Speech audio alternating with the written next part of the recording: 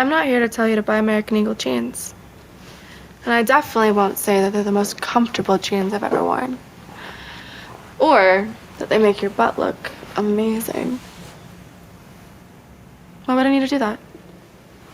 But if you said that you want to buy the jeans, I'm not going to stop you. But just so we're clear, this is not me telling you to buy American Eagle jeans. Sydney Sweeney has very keen. You see what I did there, right? Genes are passed down from parents to offspring, often determining traits like hair color, personality, and even eye color. My genes are blue. Sydney Sweeney has very keens. This all started with this perfectly normal American Eagle ad until TikTok decided that Sydney Sweeney was a Nazi. What the hell is even that? Hey guys, it's Daniel, licensed therapist. To be clear, Sydney Sweeney is not a Nazi. Today we're going to take a look at this lunacy, and I'm going to talk about the psychological concept responsible for all of this. But before we do that, hit that like and subscribe button. It'll make you a better person.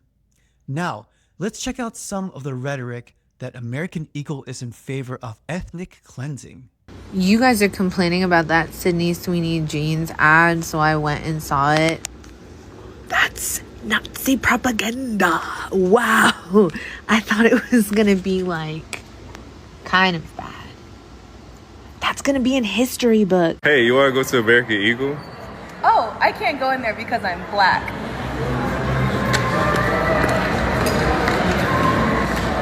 Don't forget to boycott American Eagle for their racist shit online, talking about blue jeans and white people. Boycott American Eagle.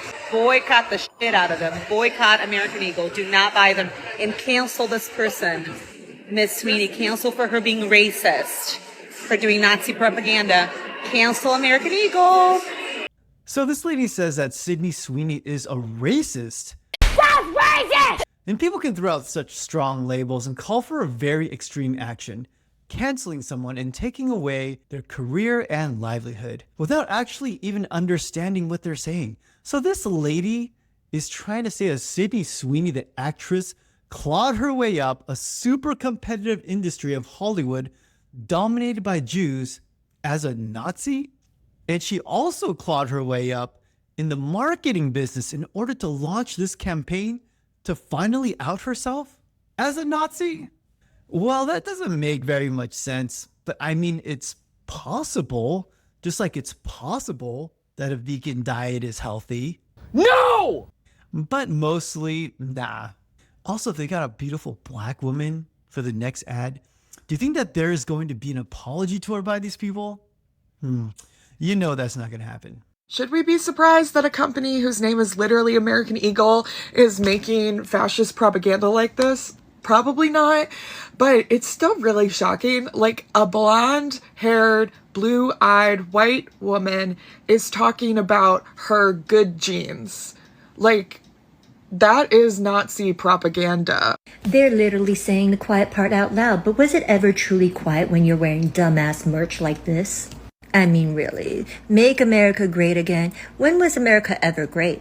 Their definition of greatness was when this country was full of white supremacists and that slavery still existed. And now we have this interesting ad with a play on words where we pass on blue genes to those genetically with blue eyes. I mean, it's no accident that Sydney Sweeney's initials are SS.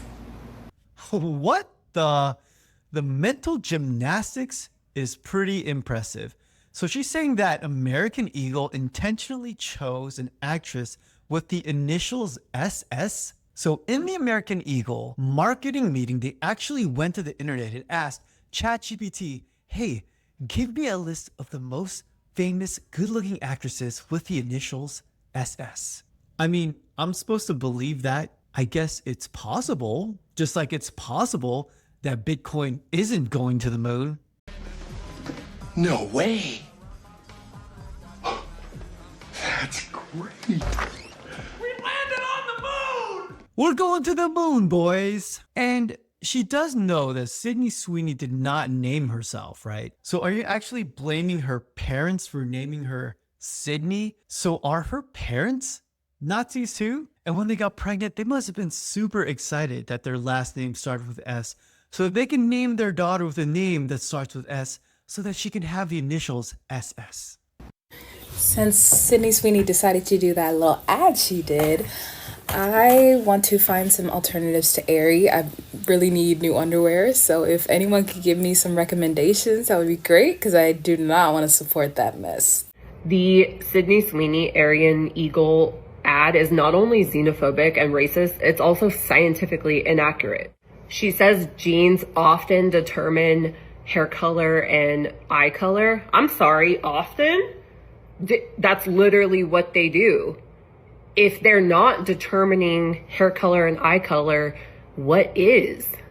It's giving red pill podcast bro with no marketing experience clearly running their ad department. And I just hate when companies make content trying to use medical or scientific terms and then completely fuck it up. Like, it's not that hard to Google what genes do, how DNA works. Do genes often determine our traits, or do they always determine our traits? Yep, that got me too. And I don't know why. Maybe because it's just so blatant. I keep thinking that people just are not gonna believe us until we're hung out there, but then even then I feel like they'll be like, oh no. Kind of like they are with.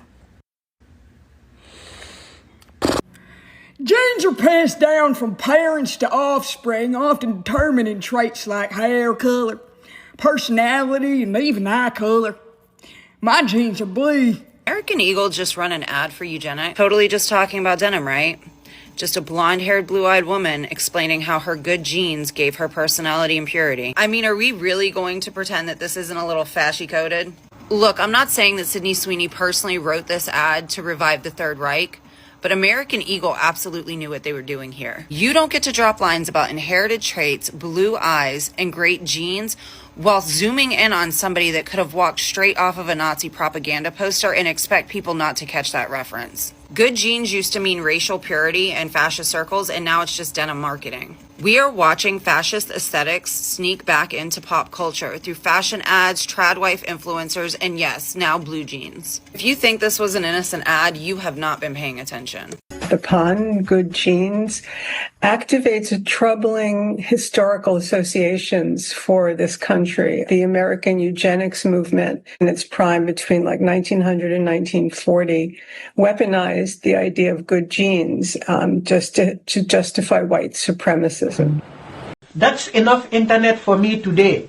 I am going to wash myself with holy water to get rid of all the stupidity I saw today. All right, so this is a little crazy for me because I grew up thinking that the Nazis, for all intents and purposes, were gone after World War II. I mean, there were neo-Nazis and skinheads, but they were such a tiny fringe part of the population that they were practically insignificant. But now I'm supposed to believe that Sydney Sweeney is supposed to be a Nazi and that these Nazis are everywhere? Look, I honestly doubt that there are very many Nazis left on the planet.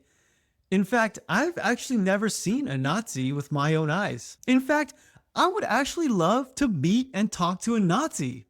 I think that it'd be a very fascinating conversation. How did we get here? How did these ladies get it so wrong? I would say the main thing that got these ladies to go off the reservation was very ironically propaganda. They fell victim to the very thing they're accusing American Eagle of doing. Now, brainwashing is not a clinical term, but boy, does it really fit the description of what is going on here. And the clinical term would be coercive persuasion. Now, the main part of coercive persuasion is presenting an idea or belief until it is accepted without criticism or objection. And as someone who is very into narrative therapy, I would actually replace belief with story. So these people are fed a story so much that they have no choice but to see the world through that story, and that would lead them to see things when things aren't even there. So imagine with me that I rule a country, and I tell everyone in the country that I am their benevolent protector and provider and leader, and eventually the narrative shifts and evolves into me being their God and everyone in the country buys it.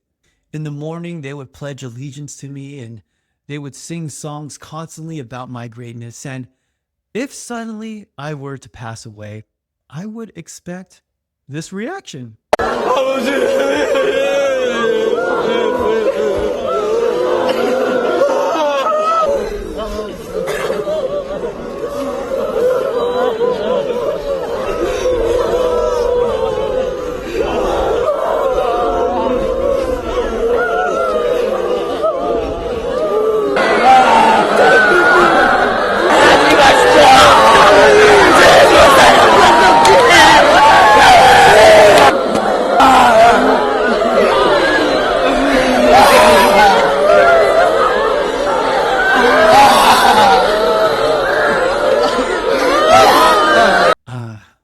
Doesn't that feel nice? Coercive persuasion at work. But let's look at other conditions that create the environment for coercive persuasion, and let's see if these things are there to see if coercive persuasion is actually taking place. Number one, social isolation. And this is done with social media, which causes the echo chamber, but I think we all know that we are more isolated than ever. We used to talk to each other in waiting rooms. Now everyone is on their phones. In fact, I go to restaurants and I see families sitting at a table and every single person is on their phone. The little child is on their phone. The parents, the grandparents, everyone is on their phone and they're not even interacting with each other. And nowadays, we actually don't ever even have to leave our house. Everything can be delivered to us. And oftentimes that's the case. And the only portal to the outside world is social media. Number two, threats, fear, and punishment.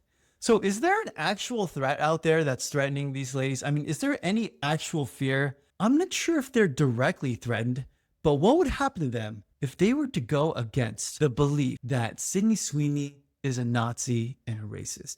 What if they were to say on TikTok, you know what? Maybe she's not a racist. What do you think would happen? Of course, there would be tremendous backlash by the other ladies on TikTok.